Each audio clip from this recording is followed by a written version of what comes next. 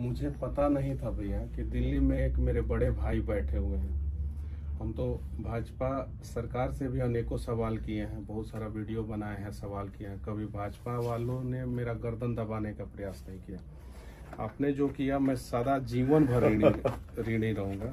एक मिठाई मैं अपने हाथ से आपको खिलाना चाहता हूँ। आप इतना तकलीफ झेल के आए हैं,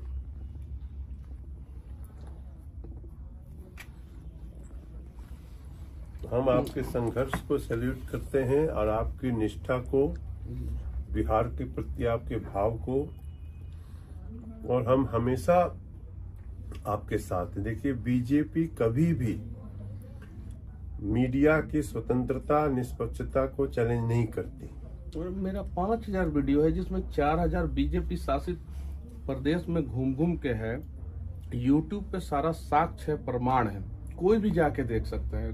यूपी में, लेकिन आपकी बातों में दम है, आपकी दलील में दम है, उससे हमको सीखने की आवश्यकता है। अगर कोई आदमी, हमारे प्रधानमंत्री जी क्या कहते हैं, आप आवाज उठाइए, हम उसको उसके तथ्यों के अनुसार हम उसको एक्सेप्ट करने को तैयार हैं, सोल्व करने को तैयार हैं। तो हम तो, लेकिन जिन लोगों ने, जिनको गलत ही करना है, उनको आपकी बात बुरी लगी, कोई फर्क नहीं पड़ता। मैं आपको जो है अपने घर पे बुलाना चाहता हूँ। मैं आ रहा हूँ, मैं आऊंगा। घर दिखाना चाहता हूँ जिस घर का, मेरा घर का कुर्की हुआ। अच्छा, जो कुर्की हुआ था? कुर्की हुआ 9 महीना बाद जो है एनए से मेरे ऊपर से हटा दिया गया। मेरा तो 9 महीना बर्बाद हो गया। कोर्ट ने कह दिया कि नहीं, एनए से इनके ऊपर जो है गलत तरीके से लगाया गया। अगर एनए से नहीं लगा होता तो मेरा 9 महीना बचता। मेरा इज्जत जो है वो उसका मतलब कि ये किया गया।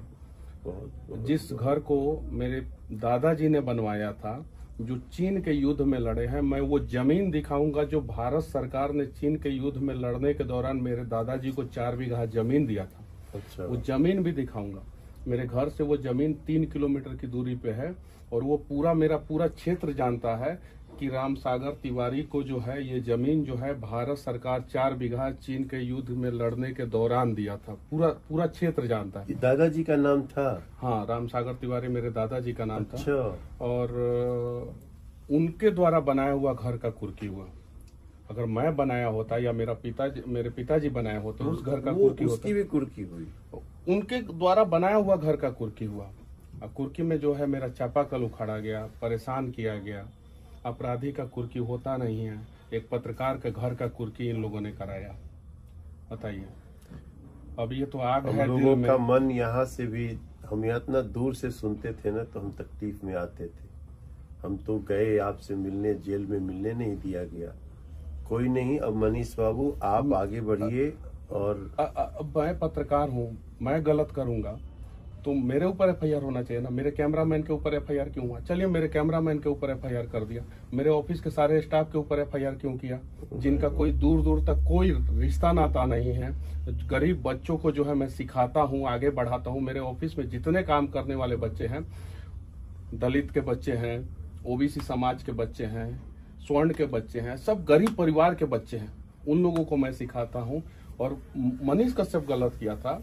अगर मान लीजिए कि किसी भी चैनल का कोई रिपोर्टर से किसी कारणवश गलती हो जाता, अगर मैं अपनी गलती को मानता भी हूँ सरकार के नजर के हिसाब से, तो क्या सारा कंपनी के स्टाफ के ऊपर एफआईआर कर दिया जाएगा?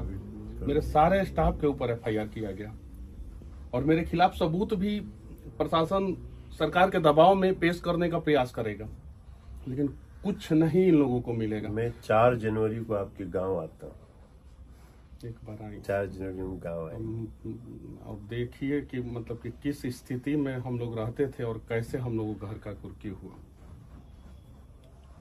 ठीक है, कोई बात नहीं। अब ऐसी दमनकारी जो सोच है जिनकी, उसको कुचलना आवश्यक है। आगे जो है, आप जैसे लोगों को कोई इस तरह से फंसा करके, जो भी हो, आपको किसी जिन जिन जगहों पे अपने संस्मरण बताइए और उसको, जिन्होंने जो किया है उसको सजा मिलनी चाहिए। ये लोकतंत्र है भैया। दमन करने वालों को सजा नहीं मिलेगी तो हम जवाब क्या देंगे किसी को? 15 केस में बेल लिया मैं। 15 केस में? 15 केस में 11 केस जो है एक बार में किया गया मेरे ऊपर 6 तमिलनाडु में, 4 बिहार में और 1 NSA, 11 केस एक बार में, एक वीडियो की वजह से। और वो वीडियो मैंने नहीं बनाया था, जिस आदमी ने बनाया था उससे दूर दूर तक मेरा कोई संबंध नहीं, ना कॉल डिटेल्स, ना कुछ मैच नहीं किया। किसी आदमी ने बनाया, उसके वजह से मेरे ऊपर।